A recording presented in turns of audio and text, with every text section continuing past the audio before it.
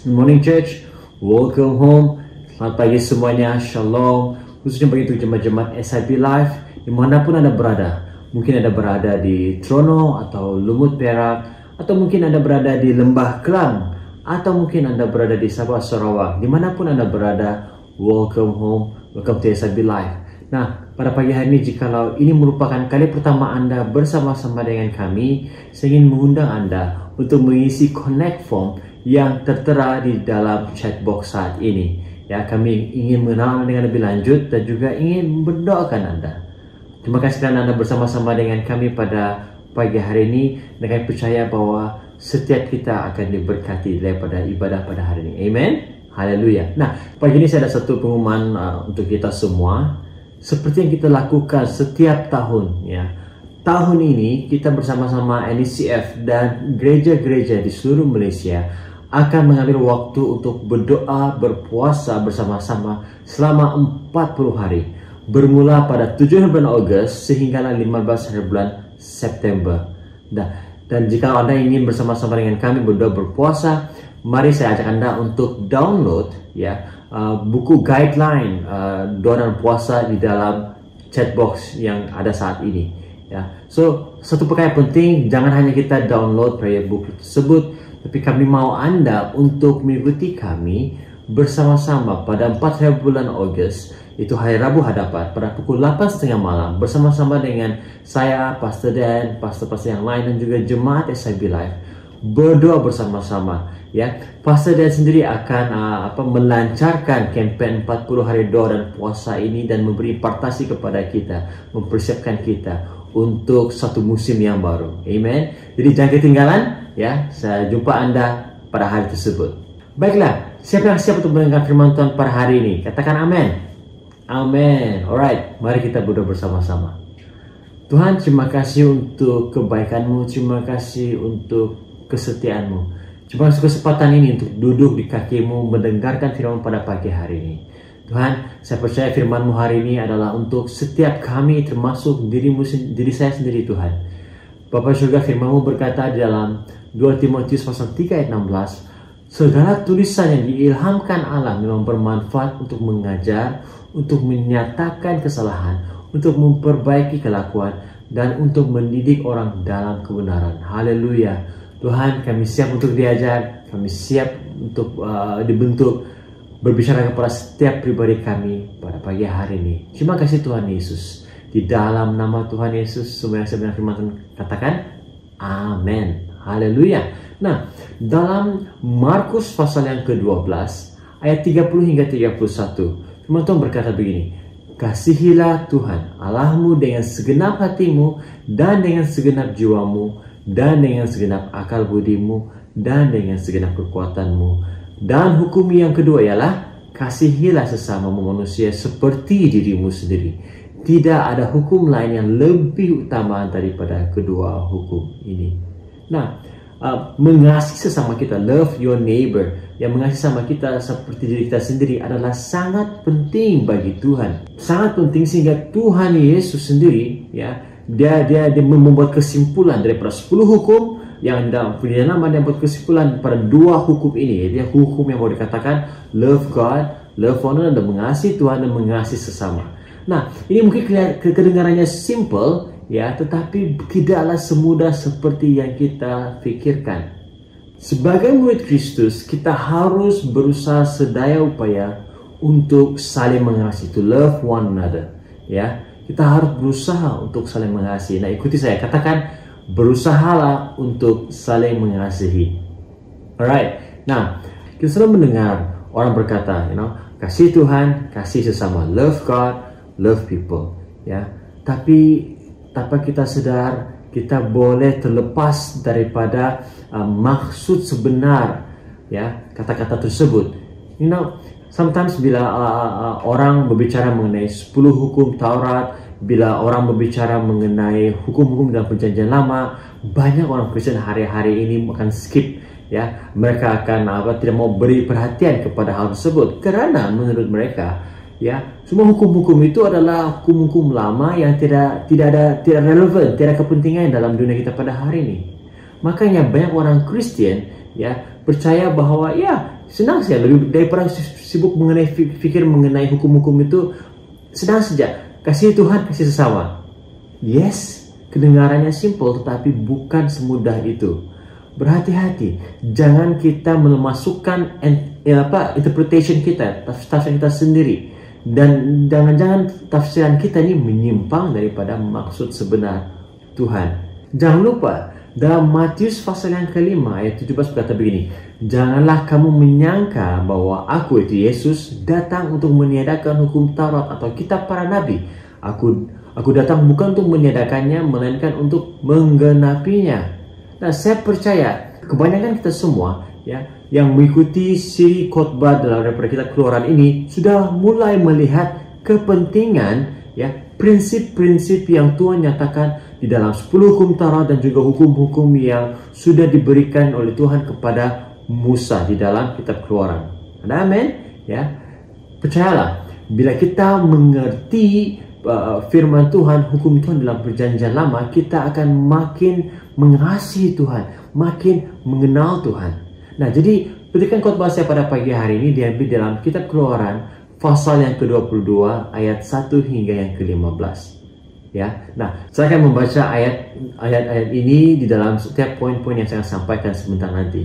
Namun secara ringkasnya 15 ayat ini ya membicarakan mengenai hukum-hukum Tuhan mengenai kecurian, mengenai kerosakan harta benda, dan mengenai pecah amanah. Oke? Ya, pecah amanah, breach of trust. Seperti yang saya sebutkan sebentar tadi, walaupun hukum-hukum dalam perjanjian lama nampaknya sepertinya tidak relevan ya dengan dunia kita hari ini, saya beritahu dengan Anda, ada prinsip-prinsip penting yang diberikan oleh Tuhan kepada kita agar kita dapat menerapkannya dalam kehidupan kita sehari-hari. Dan saya akan tunjukkan kepada Anda semua bagaimana Yesus sendiri menjelaskan ya beberapa hukum ini di dalam perjanjian baru. Nah, saya berdoa dan percaya Tuhan akan mengubah dan memperbaharui cara kita berpikir tentang bagaimana kita harus saling mengasihi sesama kita. Amen. Jadi hari ini saya akan memberi tajuk khotbah saya, yaitu berusahalah untuk saling mengasihi. Ya, dalam bahasa Inggrisnya make every effort to love one another. Nah, jadi mengapa kita harus berusaha untuk mengasihi satu dengan yang lain? Ya, nah secara jujurnya mudah bagi kita untuk mengasihi orang yang kita suka, orang yang kita sayangi, betul tidak? Ya, tetapi susah untuk kita mengasihi orang yang kita tidak sukai, apalagi orang tersebut menyakiti kita, merugikan kita. Ada amin? Ya, nah harus Anda ingat, inilah yang membezakan Musa dan bangsa Israel daripada bangsa-bangsa lain pada zaman itu. Ya, Allah mau bangsa Israel mengasihi sesama mereka, meskipun itu adalah sesuatu yang susah untuk mereka lakukan. Jadi saya ingin mengucapkan pada pagi hari ini 3 cara bagaimana kita dapat mengasihi sesama kita, yang melalui daripada ayat firman Tuhan yang kita baca. Ya, yang pertama, bagaimana cara kita untuk mengasihi sesama kita? Pertama, jangan mencuri. Ya, jangan mencuri daripada orang-orang di sekitar kita. Ya, saya baca dalam ayat yang pertama dan ayat yang kedua, alright? Keluaran pasal yang kedua. Apabila seseorang mencuri seekor lembu atau seekor domba dan membantainya atau menjualnya, maka dia harus membayar gantinya, yakni 5 ekor lembu ganti lembu itu dan 4 ekor domba ganti domba itu. Jika seseorang pencuri kedapatan waktu yang membongkar dan dia dipukul orang sehingga mati, maka si pemukul tidak berhutang darah. Nah, berarti setakat ini. A lot of us will say that this is easy, senang. Ya, banyak anak-anak kita akan mengatakan bahwa, oh, memang senang pastor, saya tidak akan mencuri kerbau atau lembu atau domba orang lain. Saya tidak akan pecah masuk dalam rumah jiran saya dan mencuri pada mereka. Itu kan dosa pastor. Ya, memang itu mudah bagi kita mengatakannya. Karena apa? Kerbau, lembu dan juga domba bukanlah sesuatu yang penting bagi kita pada hari ini karena kita tidak memilikinya. Ya, mungkin Anda yang sedang menonton ini, kamu sendiri ada kerbau atau domba atau lembu di kampung kamu. It's fine, Namun poin saya di sini adalah domba ataupun lembu ini adalah sama seperti harta-harta kita yang ada pada hari ini.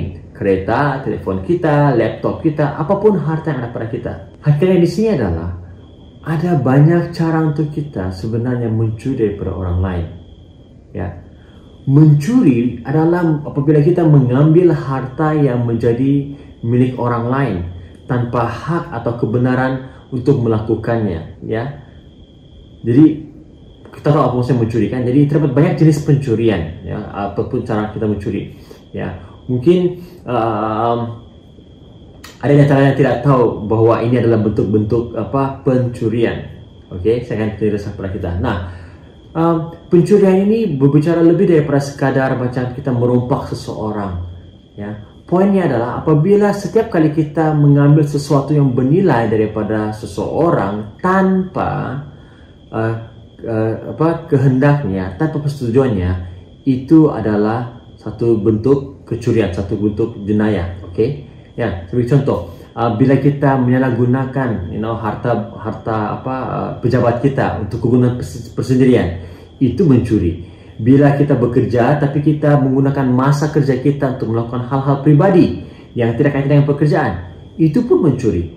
Ya, apabila kita bersama-sama meminjam uang daripada adik-beradik kita, ya, dan kita tidak membayar mereka balik karena ya kan family kan, tak apa-apalah, bolehlah tutup mata saja, itu pun mencuri. Ya. Nah, selain daripada itu, mencuri juga berbicara mengenai hal-hal yang bukan material, seperti apa? Reputasi, ya, kehormatan dan kepercayaan. Ya. Banyak hal-hal yang bukan material, ya. Sebagai contoh, okey, contohnya reputasi atau nama baik seseorang. Ya, kita tanpa sadar boleh mencuri nama baik seseorang. Ya, bagaimana cara dia? Apabila kita melakukan fitnah terhadap orang tersebut, gosip, ya, menyebarkan berita-berita yang tidak benar mengenai orang tersebut. Ini adalah salah satu bentuk pencurian yang sangat merosakkan. Ya, karena tidak seperti uang atau harta benda, apabila nama seseorang itu dicuri, dirosakkan, ya, susah untuk kembali seperti sedia kala. Amsal pasal 22 ayat 1 mengatakan ini, nama baik lebih berharga daripada kekayaan yang besar. Dikasihi oleh orang lebih baik daripada perak dan emas. Ya, nama baik penting. Nah, kita juga tanpa kita sadar boleh mencuri martabat ataupun kehormatan seseorang. Nah, perbuatan mencuri martabat atau kehormatan seseorang ini juga disebut sebagai apa? Penghinaan. Ya, bila kita memalukan seorang, terutamanya di halayak ramai, menghina seorang di halayak ramai, kita boleh merosakkan perkara yang paling berharga yang dimiliki orang tersebut, yaitu maruahnya, kehormatannya. Nah, yang berikutnya ketiga, kita boleh mencuri kepercayaan seseorang. Mencuri kepercayaan seseorang, macam mana tu pastor? Nah, kita mencuri kepercayaan seseorang apabila kita menipu orang tersebut. Nah, sebenarnya dalam bahasa Ibrani asli, ketika Anda menipu seseorang itu bermaksud Anda mencuri pengetahuan. You are stealing their knowledge, mencuri pengetahuan daripada orang tersebut. Salah satu contoh yang saya boleh berikan adalah bila kita menipu orang untuk membeli sesuatu daripada kita, atau membeli harta, membeli rumah, benda atau produk, apapun juga begitu. Ya, kita menipu. Sebenarnya ada beberapa fakta-fakta yang kita tidak sampaikan kepada orang tersebut. Mungkin ada kerosakan atau hal-hal negatif yang kita tidak beritahu kepada orang tersebut. Mungkin Anda mendakwa bahwa ada manfaat kesihatan bagi produk-produk yang Anda jual. Ya, sebenarnya tidak ada, tapi ini boleh kasih sembuh ini, padahal tidak sebenarnya. Itu juga salah satu bentuk penipuan, dan ini mencuri pengetahuan daripada orang yang Anda jual benda tersebut. Ya, contoh lain dalam hal mencuri kepercayaan seseorang ialah begini. Ketika seseorang menipu orang lain apabila dia menggunakan ayat-ayat cinta, dia sebenarnya tidak jujur, dia sebenarnya tidak mengasihi orang tersebut, dia sebenarnya tidak mencintai orang itu, tapi dengan kata-kata manisnya dia cakap apa saja untuk mendapatkan orang tersebut. Ya, mungkin untuk dia mau mendapatkan sesuatu daripada orang tersebut, mungkin keinginan seksual ataupun harta benda yang dia mau. Ya, itu juga salah satu bentuk kecurian. Contoh lain mencuri kepercayaan seseorang adalah apabila seseorang itu menipu orang lain, ya, untuk mendapatkan cintanya, kasihnya, ya mungkin orang tersebut dia berpura-pura baik, dia berpura-pura mengungkapkan kata cinta, wah saya cinta kau, saya sayang kau, tapi sebenarnya dalam hatinya tidak.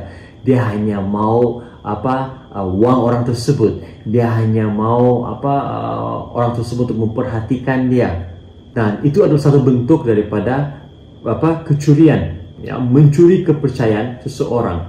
Harus ingat, meskipun kita tidak mencuri harta benda, mencuri uang, mencuri kereta dan sebagainya, kita boleh mencuri kepercayaan seseorang. Bila Tuhan berkata jangan mencuri, bermaksud jangan mencuri bukan hanya sekadar mencuri harta benda, tapi mencuri dari segi hal yang bukan berkaitan dengan harta benda, yang seperti saya katakan tadi.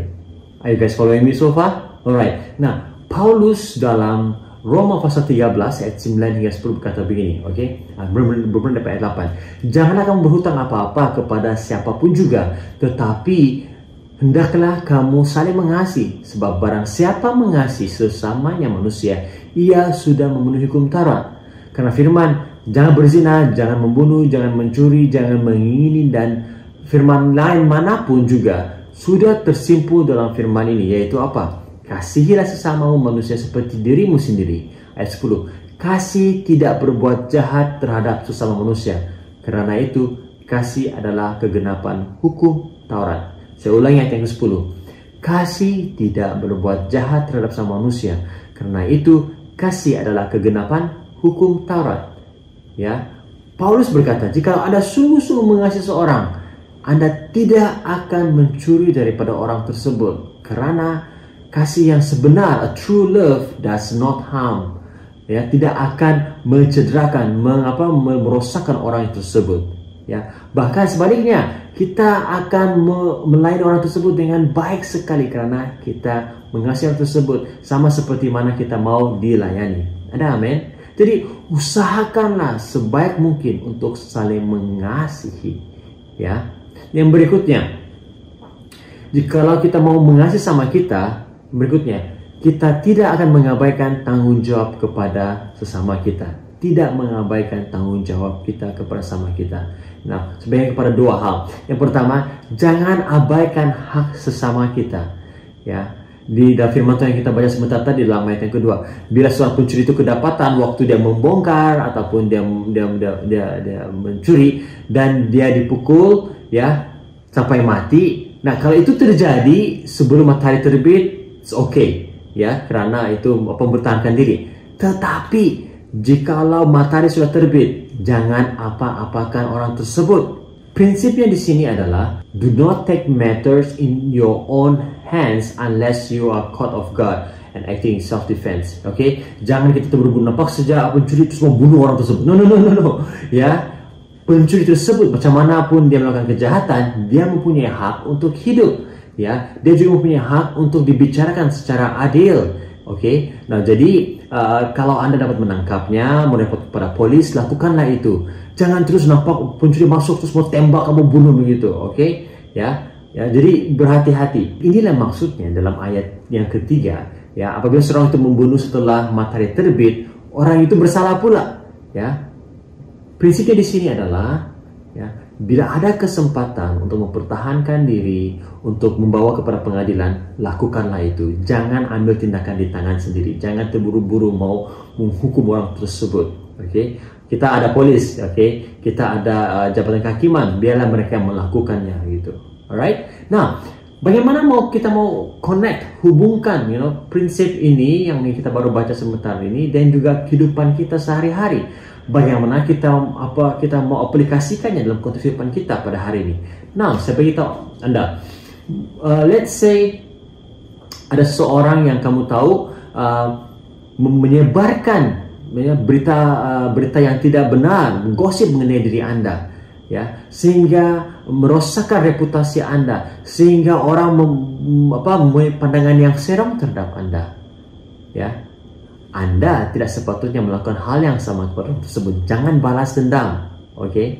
Nah, menurut pemerhatian saya, banyak kali kita, manusia lah, namanya manusia, selalu jatuh di dalam area ini, di mana bila kita tahu bahwa orang menyakiti kita, gosip mengenai kita, kita membalas balik kepada orang tersebut. Ya, apa yang harus kita lakukan adalah seharusnya sebagai orang percaya adalah hadapi orang tersebut yang berbicara buruk mengenai kita, yang gosip mengenai kita, yang mengucapkan saksi dusta mengenai kita. Hadapi orang tersebut dan konfirmasi dengan dia. Adakah ini kamu yang berkata ini mengenai saya? Karena saya dengar daripada orang begini. Nah, apalagi kalau orang tersebut berbeza janji dengan kita, bawalah seorang untuk berbicara bersama-sama supaya ada saksi begitu. Oke? Bukan yang membalas terus. Oh, kau gosip saya, kau tembak saya, jaga sebut hal yang sama. Nah, itu adalah salah. Kita harus, kalau kita sungguh-sungguh mengasihi sesama kita, kita harus berusaha untuk menjaga kebajikan orang lain. Kita harus bertanggung jawab ke atas orang lain. Ya, Alkitab mengatakan dalam Roma pasal yang ke-12 ayat 17 hingga 21, janganlah membalas kejahatan dengan kejahatan. Lakukanlah apa yang baik bagi semua orang. Sedapat-dapatnya kalau hal itu bergantung padamu, hiduplah dalam perdamaian dengan semua orang. Ayat 19, saudara-saudaraku yang kekasih, janganlah kamu sendiri menuntut pembalasan, tetapi berilah tempat kepada murka Allah. Sebab ada tertulis, pembalasan itu adalah hakku. Akulah yang akan menuntut pembalasan, firman Tuhan. Tetapi jika seterumu, kalau musuhmu lapar, berilah dia makan. Jikalau dia haus, berilah dia minum. Dengan berbuat demikian, kamu menumpukan bara api di atas kepalanya. Ya, teman-teman teruskan, ayat 21, janganlah kamu kalah terhadap kejahatan, tapi kalahkanlah kejahatan dengan kebaikan. Nah, sebagai manusia kita cenderung untuk membalas dendam kepada orang yang melakukan kesalahan kepada kita. Betul atau tidak? Itulah sebabnya saya katakan sebelumnya, untuk mengasihi orang yang kita kasihi itu senang, tapi mengasihi orang yang menyakiti kita itu susah. Namun itulah yang dikehendaki Tuhan untuk setiap kita lakukan. Berusahalah untuk saling mengasihi sesama kita. Yesus adalah contoh terbaik di dalam hal ini. Betapa Yesus mengasihi musuh-musuhnya, orang-orang Farisi khususnya. Ya, mereka menyebarkan dusta, mereka memburuk-burukkan nama Yesus dan pelayanannya. Ya, apapun yang mereka lakukan, Yesus tetap mengasihi mereka. Yesus berhadapan dengan mereka, menyatakan kesalahan mereka, tapi mereka memilih untuk terus menyerang Yesus dan juga pelayanan yang dilakukan olehnya. Yesus mengampuni mereka. Ya. Ulangan pasal 32 ayat 35 berkata begini, adalah milikku untuk membalas dendam, yaitu Tuhan. Ya, Tuhan akan membayar balik. Ya, Tuhan akan membayar balik apa yang sudah dilakukan orang ke atas kita. Ya, biarlah pembalasan itu di tangan Tuhan. Amin. Ya, tanggung jawab kita untuk mengasihi sesama kita. Yang kedua juga, jangan kita abaikan tanggung jawab kita kepada orang-orang sekitar kita, ya, negligence. Jangan kita abai, ya, jangan kita lalai, ya, karena kelalaian kita boleh menyebabkan kerusakan kepada orang lain.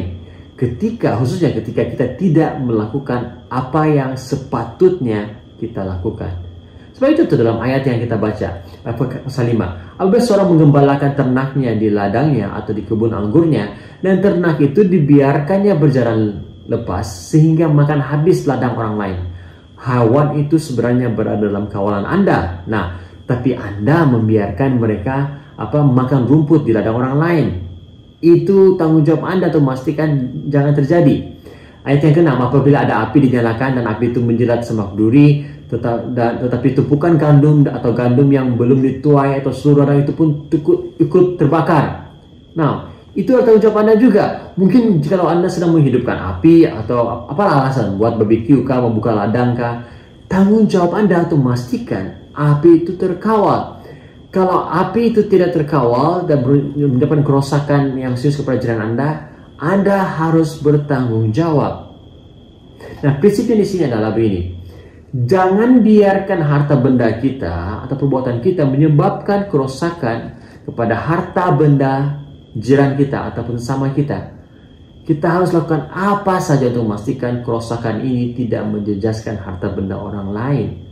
Itu tanggung jawab kita. Ya.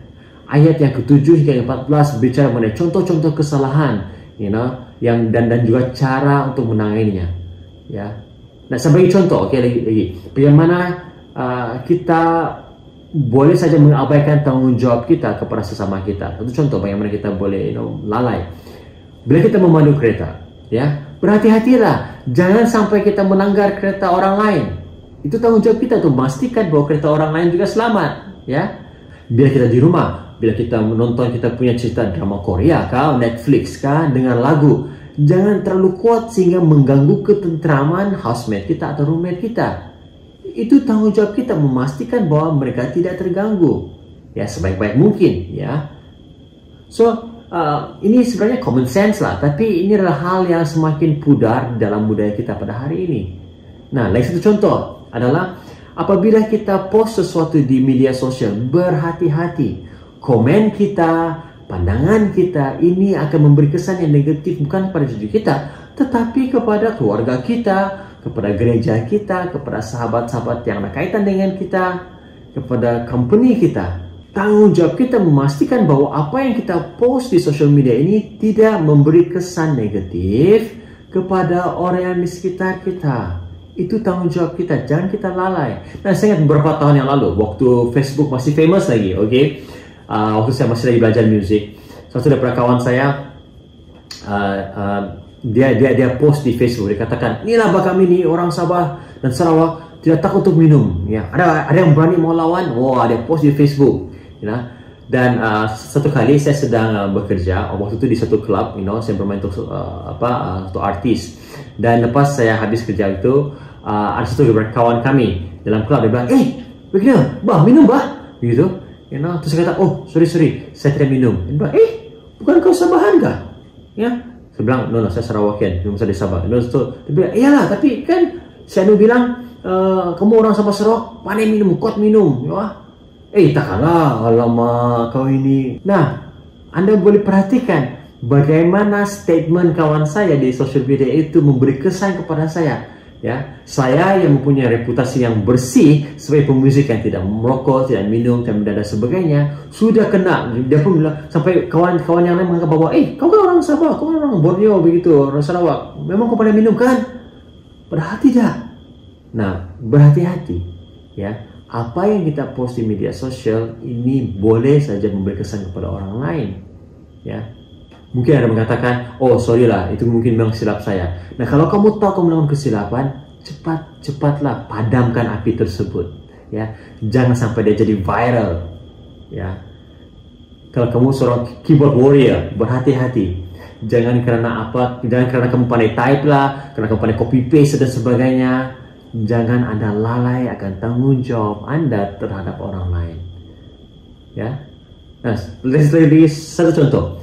Sekiranya kawan Anda ada Zoom meeting atau Zoom kelas lah, janganlah Anda sengaja pergi belakang dia ataupun tidak sensitif, ya, pipi belakang dia sampai nampak kamu yang tidak pakai baju sampai pendek dalam rumah begitu, sampai mengganggu dia. Dan jangan pula Anda coba mengalih perhatian dia, distract him, mungkin dia sedang buat kerja, ini kamu buat bisik dan sebagainya.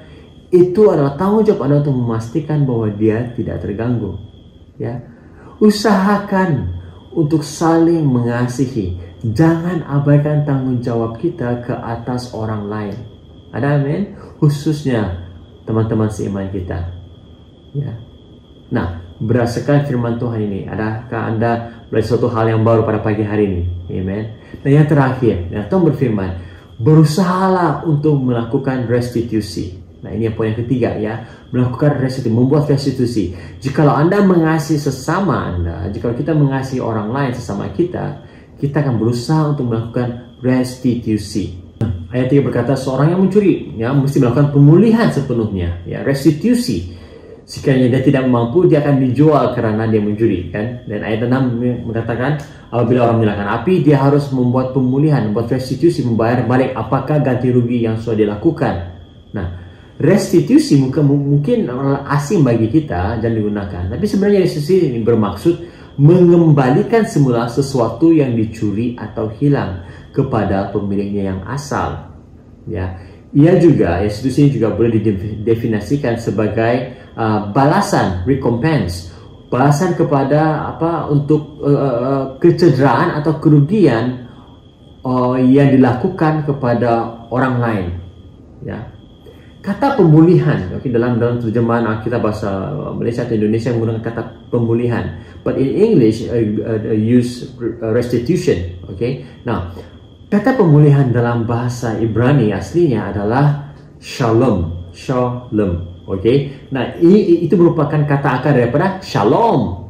Ya, so kata shalom ini bermaksud apa? Pemulihan, membuatnya baik. Pemulihan sepenuhnya untuk membuatnya kembali utuh. Itu maksudnya.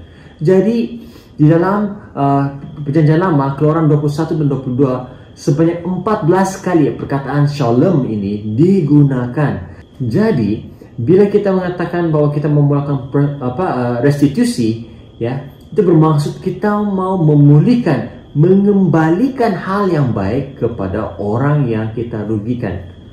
Ya. Musa memberi beberapa aturan petunjuk kepada bangsa Israel tentang apa yang mereka harus lakukan apabila mereka menyebabkan kerugian material atau apapun kerosakan kepada harta benda orang lain. Apabila terjadi kerosakan, kecederaan berlaku, ya, pemilik orang yang rugi itu dianggap sebagai tidak lengkap, tidak sempurna karena sesuatu sudah terjadi kepada dia. Jadi orang yang bertanggung jawab itu harus memulihkannya kembali, melakukan restitusi, memastikan bahwa orang yang dirugikan itu kembali kepada keadaannya sebelumnya. Ya. Nah, restitusi sangat penting bagi Tuhan, dan ini yang sangat penting dalam pemulihan hubungan yang telah putus. Kita semua biasa dengan kisah Zacchaeus, betul tidak? Ya. Zacchaeus adalah pemungut cukai, kepala pemungut cukai, seorang businessman. Ya, dan apa yang mengenai Zacchaeus adalah meskipun dia dibenci oleh orang, ya, dia tetap tidak peduli apa yang orang kata mengenai dia. Nah, jadi dia banyak menipu, ya, memang itu adalah salah satu daripada reputasi pemungut cukai pada zaman itu. Ya, bila Yesus bertemu dengan Zacchaeus face to face, ya. Apakah respon Zacchaeus kepada Yesus? Ya, Zacchaeus cepat-cepat dia mau turun dari pokok, dia membawa Yesus ke rumahnya dan dia bertobat. Nah, dalam Lukas pasal yang ke-19 ayat 5 hingga 8. Kita boleh melihat bagaimana Zacchaeus tidak memberi alasan untuk mempertahankan dirinya. Sebaiknya dia dengan cepat membuat restitusi, dia mau memulihkan keadaan, dia bertobat, dia mau membayar balik kerugian yang dilakukan terhadap orang lain. Lukas pasal 19 ayat yang kelima. Ketika Yesus sampai ke tempat itu, ia melihat ke atas dan berkata, Zacchaeus, segeralah turun, sebab hari ini aku harus menumpang di rumahmu. Lalu Zacchaeus segera turun dan menerima Yesus dengan sukacita. Tetapi semua orang yang melihat hal itu bersungut-sungut katanya, ia menumpang di rumah orang berdosa. Ayat 8. Nah, tetapi Zacchaeus berdiri dan berkata kepada Tuhan, Tuhan, setengah dari milikku akan kuberikan kepada orang miskin, dan sekiranya ada sesuatu yang kuperas dari seseorang, akan kukembalikan 4 kali lipat. Zacchaeus tahu bahwa dia telah menyebabkan kerugian kepada orang-orang di sekitarnya, kepada orang sebangsanya, yaitu orang Yahudi. Dia tahu bahwa apa yang dilakukan itu bukanlah cara yang baik, cara yang betul, bukanlah cara mencari nafkah yang baik. Ya, dan dia tahu bahwa jikalau Yesus ada dalam hidupnya, ya, dia harus berhenti melakukan kejahatan tersebut. Dia sadar bahwa itu dosa. Dia sadar bahwa itu adalah kesalahannya. Makanya dia melakukan restitusi, pemulihan. Dia memberikan separuh daripada hartanya kepada orang miskin, dan kemudian membayar balik kepada sesiapa yang dia telah tipu sejumlah berapa? 4 kali ganda. 4 kali ganda daripada apa yang dia telah ambil. Ya, itu bukan restitusi. Apa yang berlaku seterusnya sangat mengagumkan, di mana bila Zacchaeus berkata kepada Tuhan Yesus, lihatlah, separuh daripada barang-barangku ini aku berikan kepada orang miskin, dan aku akan mengembalikan 4 kali ganda. Ayat 9, Yesus berkata, hari ini keselamatan telah datang ke rumah ini, karena dia juga adalah anak Abraham. Wow, dapat Anda perhatikan sini? Karena Zacchaeus sedar, bertobat, melakukan restitusi, Yesus berkata, keselamatan telah datang ke dalam rumah Zakheus. Pemulihan terjadi, ya. Yesus sendiri memulihkan Zakheus. Ya. Yesus sendiri mengatakan bahwa Zakheus adalah sahabatku. Wow. Makanya Tuhan mau kita melakukan restitusi pemulihan bila kita melakukan kesalahan kepada orang lain. Ya. Menjemaat semua, restitusi atau pemulihan ini bukanlah sesuatu konsep yang zaman-zaman dulu di penjara lama. No. Hari ini adalah sangat-sangat relevan. Ya. Jika seseorang mencuri atau memasukkan sesuatu, ya, pertobatan itu bukan hanya ditunjukkan dengan kata oh sorry lah ya. Bukan. Pertobatan itu harus disertai dengan perbuatan. Dan restitusi merupakan salah satu daripada tindakan yang harus dilakukan jika orang tersebut bertobat. Nah, secara kesimpulannya, jika kita mengasihi sesama kita, kita mesti berusaha sedaya upaya untuk melakukan restitusi. Ya, karena restitusi memulihkan hubungan. Restitusi memulihkan hubungan yang telah hancur. Ya, restitusi mengembalikan hubungan yang selama ini telah putus. Ya. Restitusi menghalang seseorang untuk mengulangi kesalahan tersebut. Dan restitusi adalah bukti pertobatan. Sama seperti Zakheus. Dan jemaat-jemaat semua, keinginan Tuhan melalui hukum yang disampaikan kepada Musa dalam pasal yang ke-22 ini adalah, ya, supaya kita menghargai orang lain lebih daripada diri kita sendiri. Dan berusaha sedaya upaya untuk saling mengasihi sama kita. Nah, jadi sebagai umat Tuhan, sebagai murid Yesus, sebagai seseorang yang mengasihi Tuhan, kita harus berusaha sedaya upaya kita untuk mengasihi sesama kita. Dengan cara apa? Dengan tidak mencuri apa yang bukan milik kita. Yang kedua, dengan tidak mengabaikan tanggung jawab kita untuk menjaga orang lain. Dan yang ketiga, dengan melakukan pemulihan restitusi, ya, sebanyak mungkin, secepat mungkin untuk memulihkan orang dan memulihkan hubungan yang telah putus. Amin. Haleluya. Nah, ini adalah kehendak Tuhan bagi kita. Tuhan mau kita saling mengasihi. Bukan hanya mengasihi saudara dan saudari kita dalam Kristus, tapi mengasihi orang ahli keluarga kita, khususnya mengasihi orang yang tidak layak untuk dikasihi menurut kita. Kenapa? Karena ketika kita berusaha sedaya upaya untuk saling mengasihi orang lain, khususnya orang yang kita tidak sukai, kita sebenarnya memperlihatkan kasih Yesus kepada orang tersebut. Amen. Dalam Yohanes pasal 13 ayat 14-15, Aku memberikan perintah baru kepadamu, yaitu supaya kamu saling mengasihi, sama seperti aku telah mengasihi kamu. Demikian pula kamu harus saling mengasihi. Dengan demikian, semua orang akan tahu bahwa kamu adalah muridku, jikalau kamu saling mengasihi. Nah, mari datang kepada Yesus saat ini. Izinkan Roh Kudus untuk berbicara kepada kita. Mungkin ada di antara kita pada pagi hari ini, inilah waktu kesempatan yang terbaik untuk Anda bertobat, datang kepada Tuhan, melakukan restitusi kepada sahabat Anda, ahli keluarga Anda, ya, mungkin orang-orang yang Anda telah lukakan, orang-orang yang telah Anda rugikan selama ini. Berhenti memberi alasan, berhenti bagi alasan bahwa ini mustahil lah, tidak boleh lah saya buat pemulihan, tidak boleh lah saya buat restitusi. Ya. Berhentilah daripada mencuri. Biarlah Anda menggunakan apa yang ada pada Anda, ya, untuk melayani orang lain. Masa Anda, tenaga Anda, keuangan Anda, gunakan itu untuk melayani orang lain. Gunakan itu untuk Anda menunjukkan kasih Anda kepada orang lain. Perhatikan keperluan di sekitar Anda, perhatikan orang-orang yang terdekat Anda. Ya. Mungkin sepanjang musim ini ada di antara Anda terlalu fokus kepada diri Anda sendiri, ya, sehingga Anda mengabaikan orang di sekitar Anda. Anda sudah mulai lali dengan keperluan orang lain. Jangan lupa, kita adalah sebagian daripada tubuh Kristus. Anda adalah sebagian daripada tubuh Kristus. Mari kita ambil peduli yang akan satu dengan yang lain. Tunjukkan kasih kita kepada satu dengan yang lain. Efesus pasal 4 ayat 25 dan 28 mengatakan begini. Karena itu buanglah dusta dan berkatalah benar seorang kepada yang lain. Karena kita adalah sesama anggota. Ayat 28. Orang yang mencuri janganlah yang mencuri lagi, tetapi baiklah ia bekerja keras dan melakukan pekerjaan yang baik dengan tangannya sendiri, supaya ia dapat membagikan sesuatu kepada orang yang berkekurangan. Dan jemaat-jemaat semua, izinkan Roh Kudus berbicara kepada kita. Haleluya. Dan mari kita sama-sama nyanyikan lagu ini sebagai doa kita, sebagai peringatan kepada diri kita untuk mengasihi sebagaimana Yesus mengasihi kita, untuk mengasihi seperti Yesus. Haleluya. Bapa, Kau setia, takkan meninggalkan,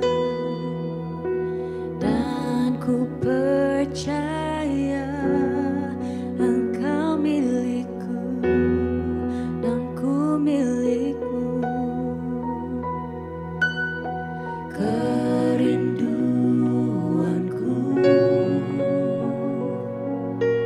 tinggikan namamu, karena ku tahu Engkau dalamku dan ku dalammu. Ubah hatiku seperti hatimu, setulus salibmu, kasihmu Tuhan.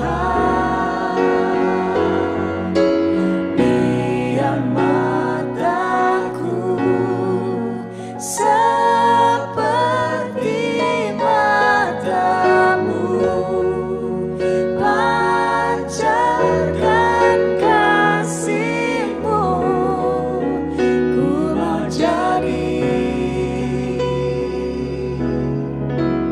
seperti-Mu.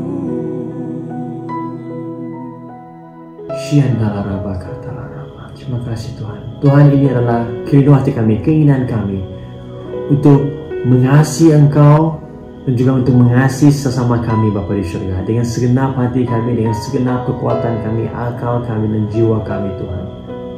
Tuhan, kami telah menerima yang terbaik daripada Engkau. Kami telah menerima kasih-Mu Yesus. Ampuni kami jika selama ini Tuhan kami mementingkan diri sendiri, kami berfokus kepada diri kami sendiri, sehingga kami lalai untuk mengasihi sesama kami.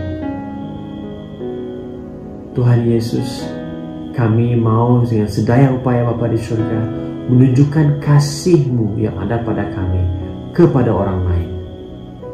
Bapa di surga, saya berdoa untuk setiap mereka yang mendengar firman Tuhan pada hari. Mungkin ada di antara Anda pada pagi hari ini kamu mengalami kesukaran untuk memaafkan orang lain. Nah, ini saya berdoa untuk Anda.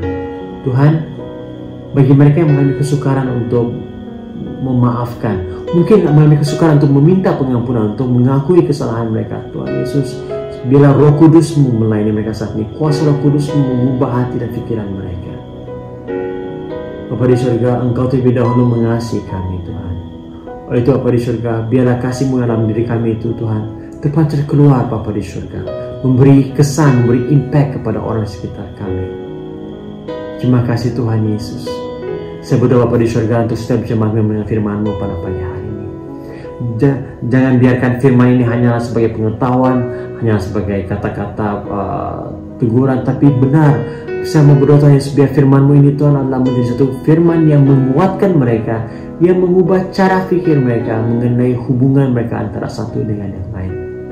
Saya berdoa dalam Tuhan Yesus terjadi pemulihan saat ini. Saya berdoa dalam Tuhan Yesus terjadi restoration. Haleluya Bapa di surga. Hubungan yang telah retak, yang telah mulai pudar, kasih yang mulai dingin, dipulihkan kembali di dalam nama Tuhan Yesus. Terima kasih Tuhan. Terima kasih Bapa di surga. Haleluya.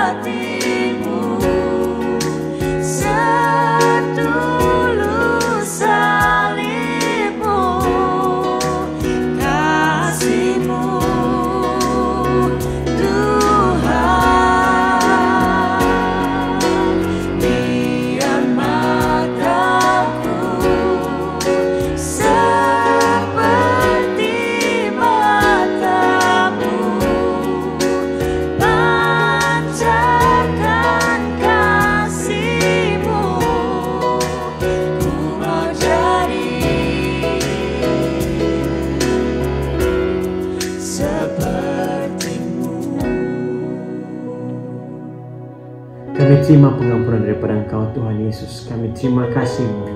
Kami terima kebebasan, freedom yang Kau berikan kepada kami pada pagi hari ini. Terima kasih Tuhan. Haleluya. Haleluya. Terima kasih Tuhan. Tuhan Yesus, kami bersyukur atas firman-Mu pada hari ini. Kami ingin respon pada firman-Mu dengan hati yang terbuka, dengan penuh kerendahan hati. Kami bersyukur atas fellowship persekutuan yang ada pada pagi hari ini antara sesama dengan kami dan juga dengan Engkau Tuhan Yesus. Terima kasih Bapa di surga, kami tahu Engkau hadir di tengah-tengah kami, Engkau melawat setiap pribadi kami pada pagi hari ini. Berkati jemaat-jemaat-Mu Bapa di surga yang hadir pada pagi hari ini. Berkati yang berkeluarga, berkati yang single, berkati anak-anak kecil Tuhan yang bekerja, yang belajar. Tuhan Engkau berkati Bapa, lindungi sepanjang musim pandemik ini Tuhan Yesus. Lindungi, jauhkan daripada segala kecelakaan, sakit, penyakit Bapa di surga. Malaikat-malaikat-Mu yang mengelilingi dan memegari setiap umat-Mu Tuhan. Haleluya Bapa di surga. Saya berdoa agar mereka terus mengasihi Engkau, bertambah-tambah Tuhan kasih mereka kepada Engkau. Haleluya. Jemaat-jemaat, ketahuilah bahwa Anda tidak akan berjalan sendiri. Tuhan bersama-sama dengan Anda. Ketahuilah bahwa Kristus memerhatikan Anda. Ya, rasakanlah hadirat Tuhan setiap hari dalam kehidupan Anda. Haleluya. Kiranya Tuhan memberkati Anda dan memelihara Anda, dan biar kemuliaan Tuhan nyata dalam kehidupan Anda. Haleluya. Terima kasih Tuhan Yesus. Kiranya damai-Mu Tuhan memenuhi hati dan pikiran umat-Mu Bapa di surga pada hari ini. Terima kasih Yesus. Kami bersyukur buat ibadah pada hari ini Tuhan. Nama-Mu ditinggikan, dimuliakan dalam kehidupan kami. Di dalam nama Tuhan Yesus. Semua mengasihi Tuhan katakan amin. Haleluya. Berdoa bagi Tuhan Yesus. Amen. Baiklah jemaat-jemaat semua, jangan lupa untuk sertai kami dalam We Pray pada hari Rabu malam dan juga Sabtu pagi dan minggu depan. Nah, kita ada penceramah ataupun khotbah jemputan. Ini khusus untuk kebaktian sesi pertama. Reverend Trifina, dia akan berkhotbah dalam sesi pertama. Jadi mungkin bagi Anda yang pernah tahun lepas, kamu masih ingat, dia pernah sempat berkhotbah dalam ibadah kita juga. Jadi minggu depan sesi pertama khotbah jemputan kita adalah Reverend Trifina. Oleh itu, take care. Itu saja daripada saya. Selamat hari Minggu. Tuhan berkati. God bless.